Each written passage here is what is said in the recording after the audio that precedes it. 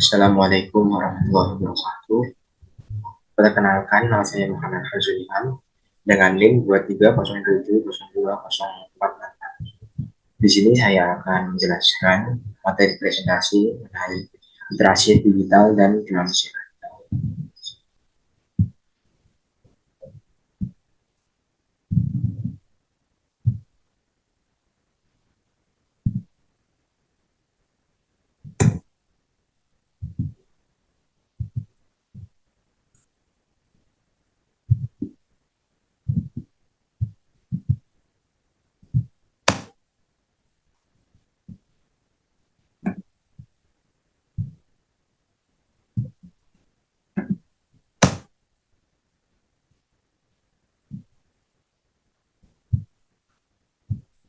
Oke, yang pertama ada Society 40 dan Revolusi Industri 40.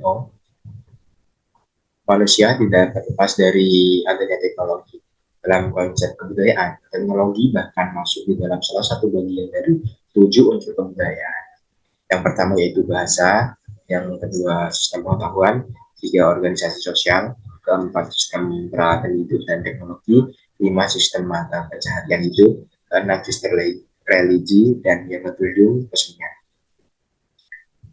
Sebagai bagian dari kebudayaan, teknologi berfungsi untuk memudahkan manusia dalam melakukan kegiatan dan melindungi diri.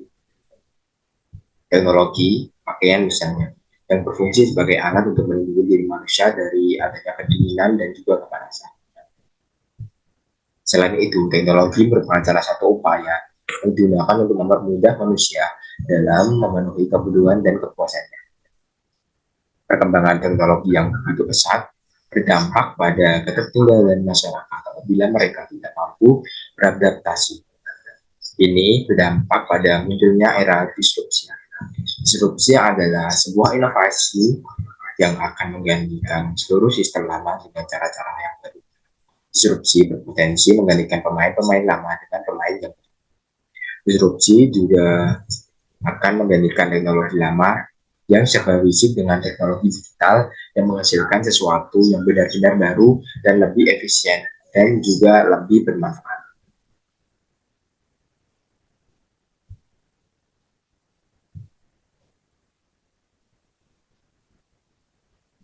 Berikut adalah kerangka keterampilan pada materi 1 yang memuat tiga subjek inti, yaitu tentang keterampilan untuk kecakapan hidup dan karir, kecakapan belajar dan inovasi, serta kecakapan informasi, media, dan teknologi. Dari tabel di atas dapat disimpulkan bahwa oleh karena itu, pengembangan keterampilan masyarakat perlu mengalami penyesuaian dengan perubahan zaman. Jangan sampai kita menjadi masyarakat yang tergerus dengan adanya teknologi. Jadilah masyarakat yang menguasai teknologi untuk menguatkan nilai-nilai kemanusiaan. Selanjutnya ada dampak positif teknologi. Munculnya berbagai platform media, baik media massa ataupun media sosial, jelas memudahkan kita untuk mendapatkan informasi yang diperlukan.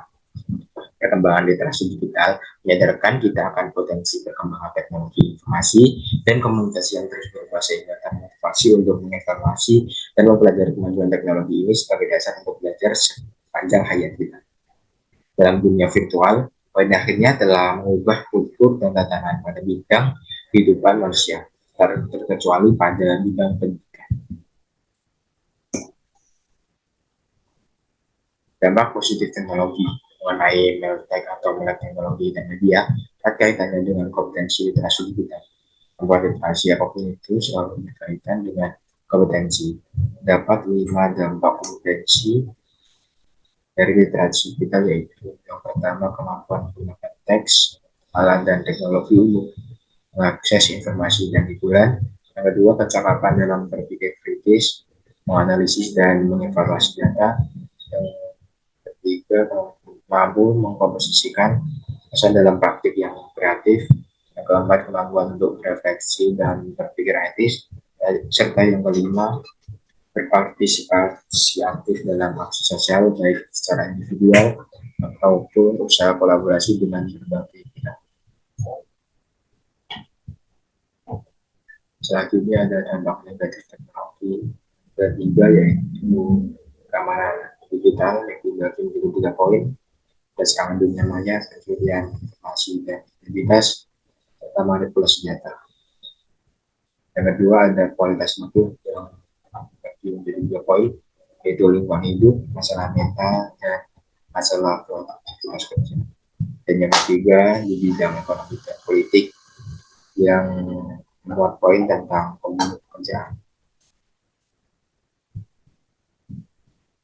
Selanjutnya ada konsep dasar IoT. Internet of Things atau IoT adalah sebuah konsep suatu objek yang memiliki kemampuan untuk mentransfer data melalui jaringan tanpa memerlukan interaksi manusia ke manusia atau manusia ke komputer. IoT merupakan sebuah konsep yang bertujuan untuk memperluas manfaat dari konektivitas internet yang terhubung secara terus-menerus.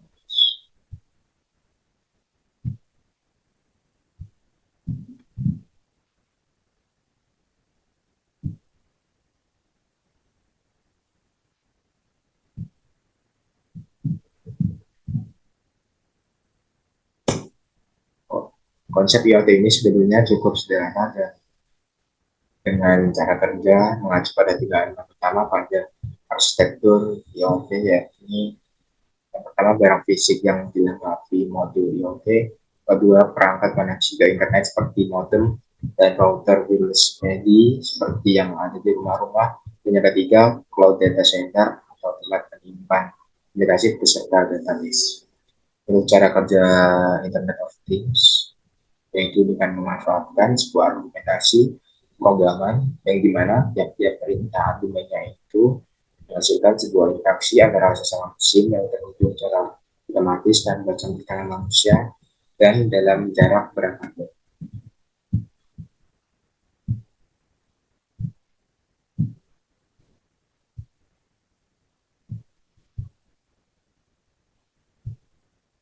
Internet of Things dapat didefinisikan sebagai sebuah objek, subjek, misalnya orang dengan monitor, pinggang jantung, hewan peternakan dengan transporter biochip, sebuah mobil yang telah dilengkapi built-in sensor untuk memperingatkan pengemudi ketika tekanan ban rendah.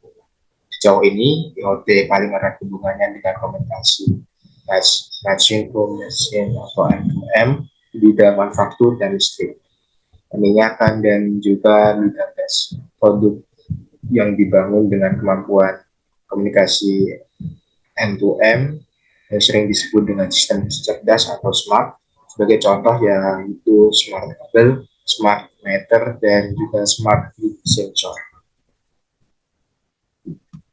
Selanjutnya ada konsep dasar big data. Big data adalah sumber beberapa set data besar dan kompleks yang akan susah untuk diproses sehingga membutuhkan database serta perangkat tertentu untuk memprosesnya.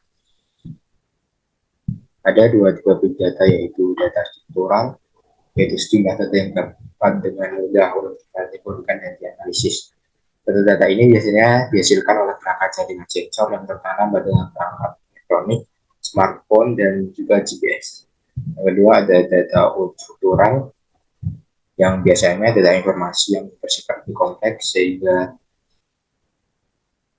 yang bisa seperti halnya ulasan pelanggan pada sistem komersial, foto, dan multimedia lainnya, serta jejaring sosial. Selanjutnya ada tabel warnai 4 elemen data. Yang pertama ada volume, yaitu berhubungan dengan skala ukuran data yang digunakan. Volume data berkembang besar dengan adanya beberapa aplikasi bisnis dan eksplorasinya. Selanjutnya ada veracity, yang berhubungan dengan ketidakpastian dan keakuratan suatu data. Pada beberapa kondisi tingkat akurasi akan didapatkan apabila dilakukan adanya proses filtering dan selecting data. Selanjutnya ada velocity, yang berhubungan dengan kecepatan akses data yang berkaitan dengan kebutuhan data streaming yang bersifat real time. Dan yang terakhir yaitu variety, yang berhubungan dengan beberapa bentuk data yang digunakan dalam proses analisis. Mengapa kita perlu mengintegrasikan big data? Yang pertama karena adanya tren. Tren ini membantu menganalisis kegiatan pelanggan yang telah lalu untuk menjelaskan perilaku masa depan. Yang kedua yaitu untuk mendapat Solusi CRM dengan data terpadu memungkinkan perusahaan menetapkan pembiayaan selama periode waktu dibandingkan dengan para pesaingnya.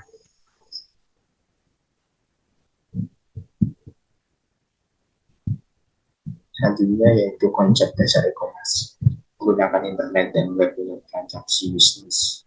Ini disebut dengan e-commerce dalam konteks yang lebih formal. E-commerce dapat didefinisikan sebagai transaksi komersial yang tersedia secara digital antara lintas organisasi atau perusahaan maupun individu. Mengapa kita perlu mempelajari e-commerce? Karena teknologi e-commerce ini berbeda, yakni lebih kuat daripada teknologi-teknologi sebelumnya. Dan e-commerce juga membawa perubahan fundamental terhadap perdagangan. Untuk perdagangan tradisional, yaitu lebih ke konsumen sebagai target pasif, orientasi pemasarannya massal, orientasi tenaga penjual, harga tetap, dan informasi asimetrik.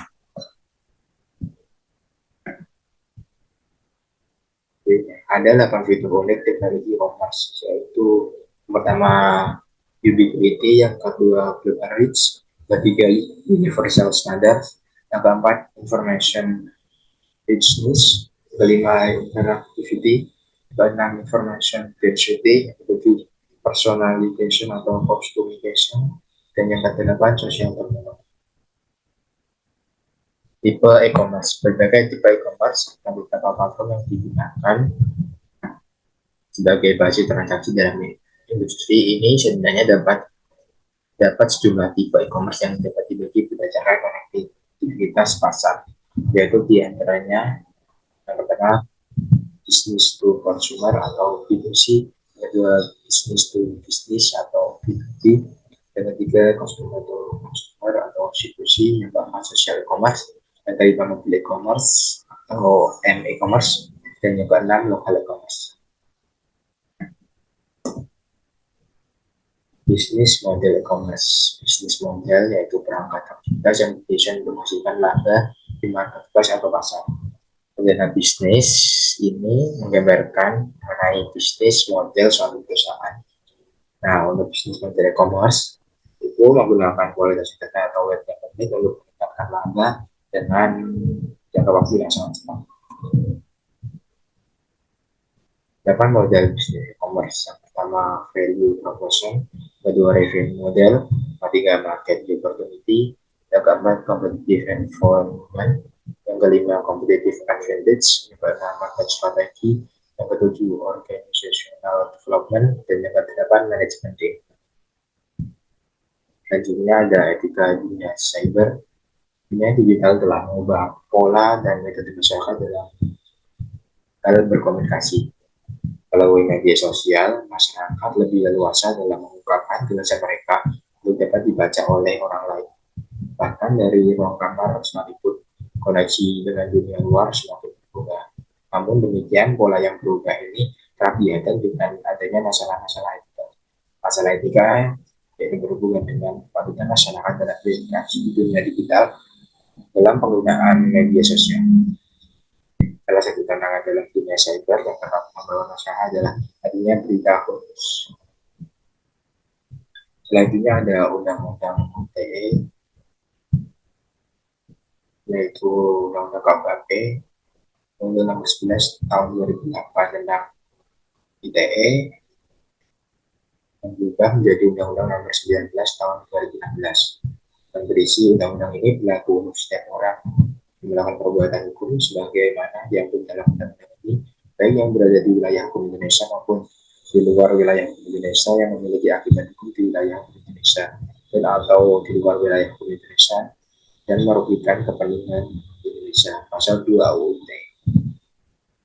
Selanjutnya ada 5 asas undang-undang UU ITE, yaitu yang pertama asas kebebasan memilih teknologi atau netral teknologi, yang kedua asas kepastian hukum, yang ketiga asas manfaat, yang keempat asas kehati-hatian, dan yang kelima asas etikat baik. Kalau lebih jelasnya ada pada gambar.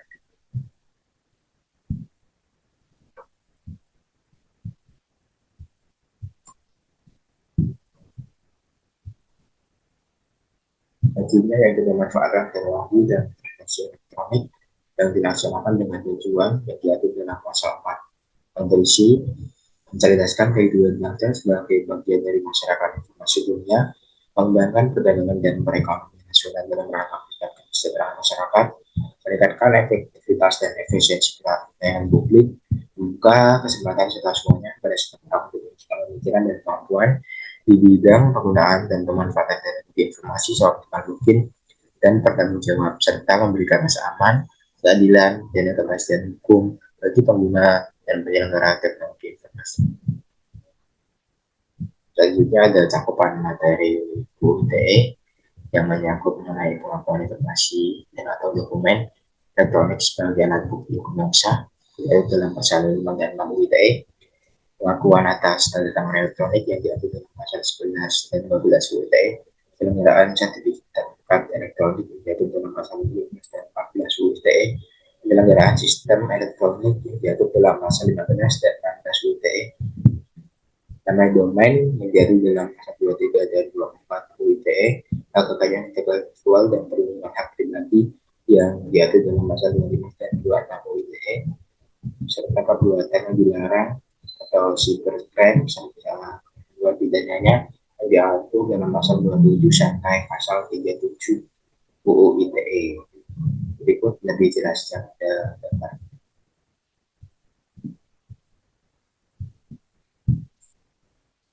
Selanjutnya ada pasal 27 mengenai asusila perjudian, penghinaan dan pemerasan.